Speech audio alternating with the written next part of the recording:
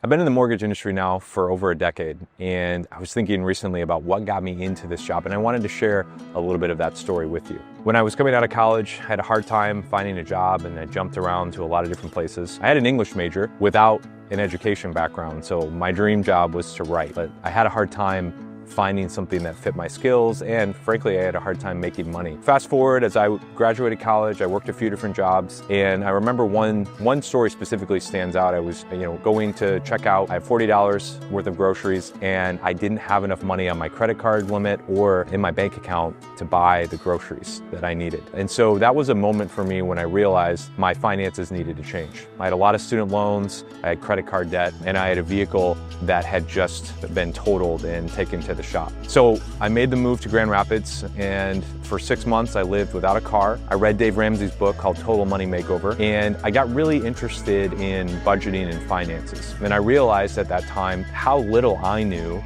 about finance.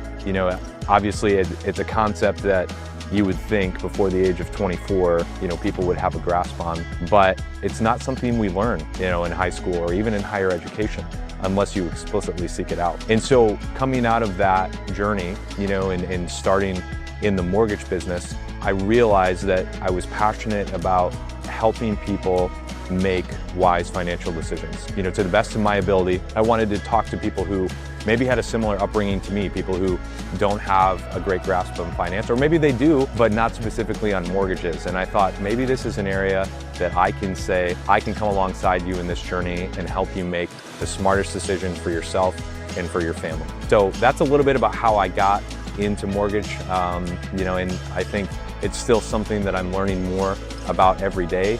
And the reasons I do it today are a little bit different from the reasons that I started in the business. And we'll talk a little bit more about that the next time I share a video like this.